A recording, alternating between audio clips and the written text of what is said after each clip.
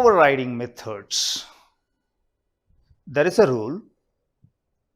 Any extended class object can be assigned to base class handle. Vice versa, not possible. So any extended class object can be assigned to base class handle.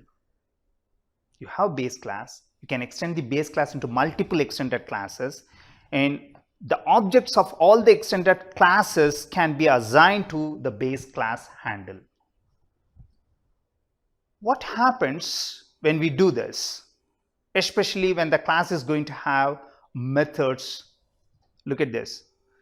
Class, base class, parent transaction, and it has method called send. It drives even parity. Class, error transaction extends base packet parent transaction, and this has method which drives odd parity. So the base class is parent transaction, extended class is error transaction, and the base class drives even parity, extended class drives odd parity. The name of the method is same, send. Now look at this. This is base, parent underscore trans underscore h, base class handle. This is extended class handle, no issues. Base class object, extended class object. Base class dot send, no issues. It refers to base, it drives even parity. Extended class bad underscore h dot send, no issues. It refers to error packet, drives odd parity. Now, as per OOP, I can do this. I can assign the extended class object to base class handle. When you do this handle assignment, now the base class should point to extended class. So wherever you use trans underscore h, the base class handle, basically it refers to bad packet, bad underscore h. As per this, when I say trans underscore h dot send, what it means is bad underscore h dot send, then it should refer to this, but it does this way because we haven't defined the methods as virtual. So we need to define the methods as virtual, and that's called polymorphism. When you say virtual, now no issues. Look at this.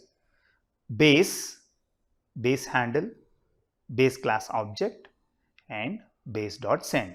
So it refers to parent transaction, drives good parity. Now in test case 2, what I am doing, base class, base transaction, error packet, extended class handle. So bad underscore h, extended class handle equal to new, this is object.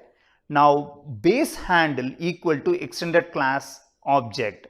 I can do this in OOP, and all the methods are virtual. So when I say trans underscore h dot send, what it means is bad underscore h dot send. So it has to refer this particular method, and it does because the methods are virtual.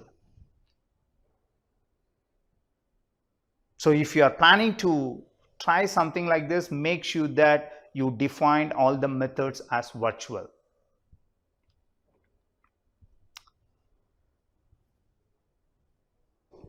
How it works. This is how the environment would look like. The test case 1 will make use of base class definition. So all the components have been implemented using base class packet. So every component is using base class packet, and test case 1 is running simulation with base class. Now test case 2 is going to have extended class 1. This is what we want to do. Now all the components should work on extended class. For that, at the test case level, we want to say like base class equal to extended class. When I say base class equal to extended class 1, this is what happens. When I say base class equal to extended class 1, this is what happens. All the components within verification environment, generator, driver, monitor, scoreboard, reference model, all the components now they will work on extended class. You don't really need to make any modification within your class-based verification environment. Now, another test case, this new test case is going to have new extended class EC2, and this is how the complete environment will work on EC2. So conceptually, how we do this? We have DUV. Based on the DUV specification, we implement the verification environment. Look at this verification environment, class dot environment end class, and within this class we instantiate the objects of all the test bench components. When it comes to creating this verification environment, what we do, we make use of the base class definition. So everything starts from base class. This is router, so we define base class called packet, and using this base class we implement this complete verification environment. The job is over, and while writing test cases we can think of creating extended classes. Packet, maybe from packet we want to create bad packet, maybe from packet we want to create small packet, from packet we may want to create big packet. That's how we would be writing different test cases. And test case 1 runs simulation with base class, the usual packet.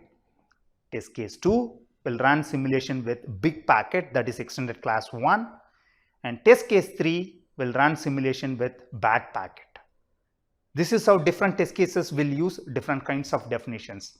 But when it comes to running simulation, we don't really need to make any modification within verification environment.